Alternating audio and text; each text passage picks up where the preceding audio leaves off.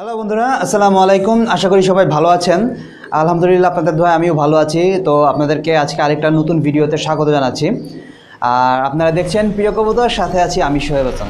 তো বন্ধুরা, আমাকে অনেকেই ফেসবুকে কিংবা কমেন্টসে বিভিন্নভাবে আমাকে বলেন যে আমার খামারের একটা ভিডিও দিতে, কিংবা আমার খামারের কবুতরগুলো কিভাবে রাখছি কিংবা কিভাবে আসে না আসে এই বিষয় নিয়ে একটা ভিডিও বানাইতেন। তো বন্ধুরা, এই বিষয় নিয়ে আমি আগেও একটা ভিডিও দিছিলাম, যা হয়তো অনেকে আপনারা যারা নতুন আছেন তারা হয়তো দেখেন নাই। আর যদি যারা দেখেন নাই তাদের জন্য আবার আজকে এই ভিডিওটা বানাইতেছি, এবং যারা দেখছেন তারা তো জানেনই। তো বন্ধুরা, আমি ফেসবুকে গত 2 দিন কি 3 দিন আগে একটা পোস্ট দিছিলাম, যে সেখানে আমি লিখছিলাম যে মানুষের কবুতর এত অসুস্থ হয় কেন, এটার কারণটা কি আসলে। তো ওখানে বিভিন্ন ধরনের কমেন্টস আসছে, বিভিন্ন জনে বিভিন্ন রকম কমেন্টস করছে।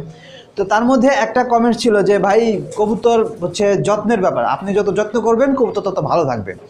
তো এই কথাটার প্রেক্ষিতে আজকের এই ভিডিওটা বানানো। তো যারা আজকের ভিডিওটা দেখতেছেন, আমার ফেসবুক ফলোয়ার কিংবা ফ্রেন্ডস আছেন, তারা অনেকেই জানেন যে আমি আমার শুরুর দিক থেকে ভিডিও থেকে এখন পর্যন্ত বলে আসতেছি যে আপনি যেখানেই কবুতর পালেন না কেন, বারান্দায় পালেন কিংবা ছাদে পালেন কিংবা আলাদা রুম করে পালেন, যেখানেই পালেন না কেন, কবুতর অসুস্থ হওয়ার মেন কারণ হচ্ছে নোংরা। আপনি যদি আপনার লফটা মানে টোটালি পরিষ্কার করে রাখেন, তাহলে দেখবেন যে আপনার কবুতর আপনার 60% অসুস্থতা কমে যাবে। এটা আমি গ্যারান্টি দিতে পারি বন্ধুরা। যদি আপনি আপনার লফ কিংবা আপনি যে জায়গায় কবুতরটা পালতেছেন সেই জায়গাটা যদি আপনি পরিষ্কার রাখেন, নিট অ্যান্ড ক্লিন রাখেন, তাহলে আপনার কবুতর 60% অসুস্থতার হাত থেকে কমে যাবে। এই জন্য আমি আজকে ভিডিওটা বানিয়েছি। দেখুন আপনারা যে আমার লফটা কী অবস্থা আছে, আমার ফ্লোরটা কীরকম আছে দেখেন।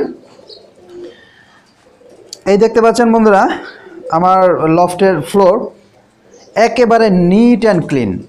এবং আমি প্রতিদিন যদি নাও পারি, তাও মোটামুটি একদিন পর পর আমি আমার কবুতরের যে ট্রেগুলো আছে ট্রেগুলো পরিষ্কার করে দিই।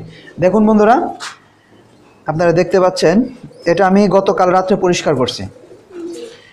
এই যে দেখুন, এটা আমি গতকাল রাত্রে পরিষ্কার করছি। এই দেখেন, ও একা কবুতর, ওর ময়লা ড্রপিংগুলো দেখছেন বন্ধুরা। দেখেন, আমি চেষ্টা করি একদিন পরই আমার কবুতরের যেই পিয়াগুলো আছে এগুলো পরিষ্কার করে দেবার জন্য। এই দেখুন, আজকে রাত্রে আবার পরিষ্কার করে দেব। তো আর ফ্লোরটা দেখাই দিয়েছি আমি। এই দেখুন, আমার ফ্লোর একেবারে পরিষ্কার, নিট অ্যান্ড ক্লিন, কোনো ময়লা পাবেন না, কোনো ময়লা নাই। দেখেন, একেবারে পরিষ্কার। এই যে দেখতে পাচ্ছেন, আমি ময়লাগুলো করে রাখছি, পলিথিনে রেখে দিচ্ছি। এই ময়লাগুলো আমি ফেলে দেবো।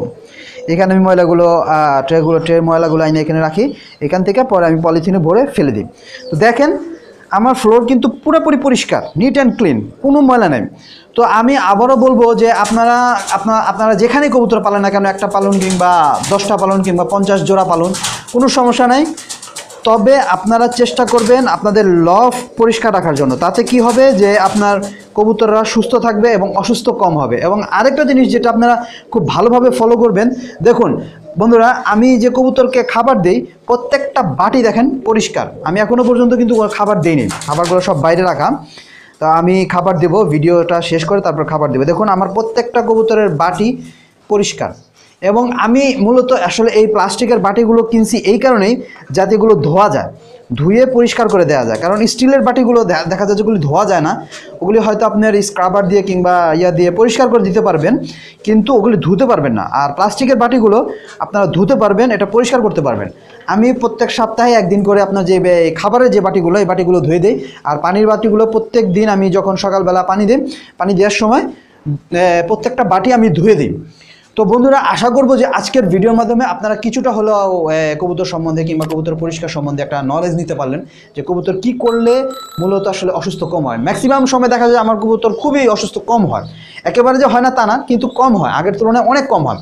আমি আমার লফট একদিন না পারলেও আমি একদিন 2 দিন পর আমি পরিষ্কার করি, চেষ্টা করি প্রতিদিন করার জন্য। কিন্তু প্রতিদিন না পারলে আমি একদিন পর পরিষ্কার করি। এবং অবশ্যই আপনি যেখানে কবুতর পালেন না কেন, বাতাস চলাচলের একটা ব্যবস্থা রাখবেন। এখন খুবই গরম, আমি এই বিষয়ে আগে একটা ভিডিও দিয়েছিলাম যে গরমে কীভাবে কবুতরের যত্ন নেবেন।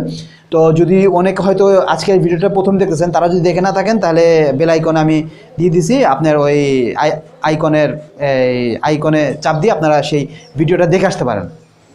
তো যে কথাটা বলতেছিলাম, যে অবশ্যই আপনারা আপনাদের কবুতরকে পরিষ্কার পাত্রে খাবার দেবেন। সেটা পানি দেন কিংবা খাবার দেন, যাই দেন পরিষ্কার পাত্রে দিবেন। আর চেষ্টা করবেন যাতে প্লাস্টিকের বাটিগুলো কেনার জন্য, এগুলো হয় কি আপনার ধোয়া যায়, সাবান পানি দিয়ে ধোয়া যায়, তো কোনো সমস্যা না, ধুয়ে আপনি একটু রোদে শুকিয়ে তারপরে আপনি আপনার কবুতরগুলোকে ওর মধ্যে খাবার দিবেন, কোনো অসুবিধা হবে না। আরেকটা জিনিস যেটা অনেকেই আমাকে ফোন করে বলতেছে যে ভাই আমার কবুতর পাতলা পায়খানা করতেছে, চোনা পায়খানা করতেছে, মূলত এই পাতলা পায়খানাটা হয় খাবারে যদি কোনো ফাঙ্গাস কিংবা কোনো ব্যাকটেরিয়া থাকে তাহলে সেখান থেকে কবুতরের পাতলা পায়খানা হওয়ার সম্ভাবনা থাকে। তো অবশ্যই কবুতরের খাবারটাকে জীবাণুমুক্ত করে এবং রোদে শুকিয়ে গরম করে তারপরে কবুতরকে খাবার দেবেন। তো আশা করি আজকের ভিডিও আপনাদের সবার ভালো লাগছে, আর যদি ভালো লাগে তাহলে অবশ্যই একটা থামস আপ দিবেন, এবং আজকের ভিডিওতে নতুন হলে, চ্যানেলে প্রথম হলে চ্যানেলটা সাবস্ক্রাইব করবেন, আর সাবস্ক্রাইব করার পরে পাশের একটা বেল আইকন আসবে, সেই বেল আইকনে ক্লিক করে রাখবেন। বেল আইকনে কেন ক্লিক করবেন এটা বলার কোনো দরকার নেই, আপনারা প্রত্যেকেই জানেন। আর যদি ভিডিও ভালো না লাগে তাহলে একটা ডিসলাইক দেন, এবং আপনাদের মূল্যবান মতামত কমেন্টসের মাধ্যমে কমেন্ট করে জানাবেন। তো আশা করি বন্ধুরা আপনারা আমি যেভাবে দেখিয়ে দিলাম সেভাবে আপনারা আপনাদের কবুতরকে যত্ন করবেন। তো সবাই ভালো থাকবেন, সুস্থ থাকবেন। আজকের মতো আমি শোয়েব হাসান এখানে বিদায় নিচ্ছি।